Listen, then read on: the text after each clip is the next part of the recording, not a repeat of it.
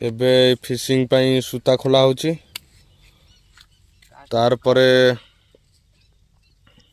ପାଣିରେ ପକାଯିବ।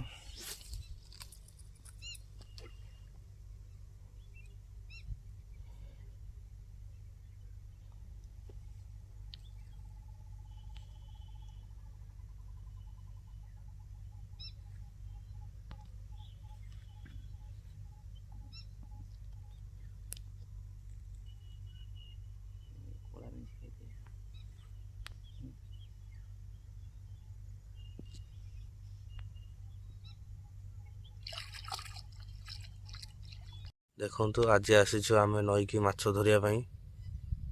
ଇଏ ହେଉଛି ଆମର ନଈଟା। ଦେଖନ୍ତୁ ଇଏ ହେଉଛି ଆମର ଦେଖନ୍ତୁ ଆଜି ଆସିଛୁ ଆମେ ନଈକି ମାଛ ଧରିବା ପାଇଁ। ଇଏ ହେଉଛି ଆମର ନଈଟା। ଦେଖନ୍ତୁ ଇଏ ହେଉଛି ଆମର ମାଛକୁ ଧରିବା ପାଇଁ ତାର ଯେଉଁ ଦାନା ଆଉ ଏଇ ଯେଉଁ ମସଲାଟା କେମିତି ବନାଉଛନ୍ତି? କିଛି ନାହିଁ, ଅଟା ପାର୍ଲାଜି ବିସ୍କୁଟ ଆପଣ ଯାହା ଦେଇପାରିବେ। ଆଉ ଏଇ ଯେଉଁ ଗୁଳା ବନାଉଛନ୍ତି ଏଇ ମିଡ଼ିୟମ୍ ସାଇଜ୍ ଗୁଳା ରହିବ ତ? ଆଉ ବଡ଼ ସାଇଜ୍ କଲେ ମାଛ ଖାଇବେ ନା ଖାଇବେନି? ଏଇ ସାଇଜ୍ ଠିକ୍ ରହିବ ନା, ଛୋଟ ବଡ଼ ସବୁ ଖାଇବେ। ଏଠି ପଥରଟା ରହୁଛି ତ ଟିକେ ବଡ଼ କଣ୍ଟା ଆମେ ଖେଳଉଛୁ। ଆଉ ଏବେ ଫିସିଂ ପାଇଁ ସୂତା ଖୋଲା ହେଉଛି। ତାପରେ ପାଣିରେ ପକାଯିବ।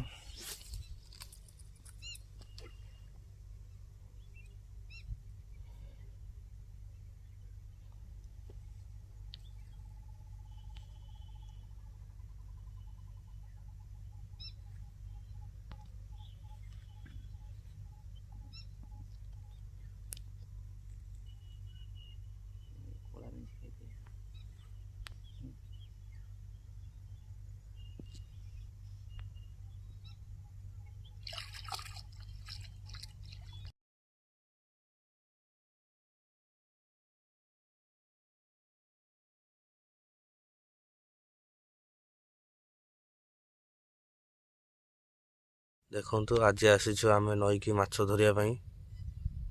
ଇଏ ହେଉଛି ଆମର ନଈଟା।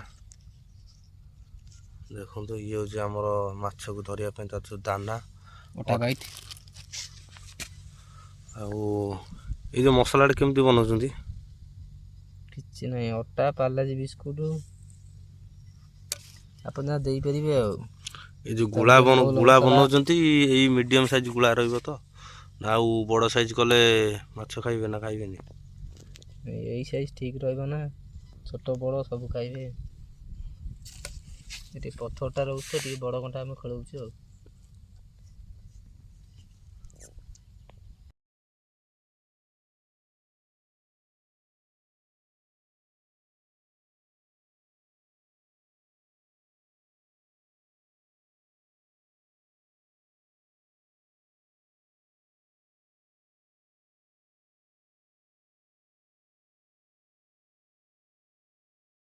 ଛିଣ୍ଡେଇଦବା କାହିଁ ପାଟି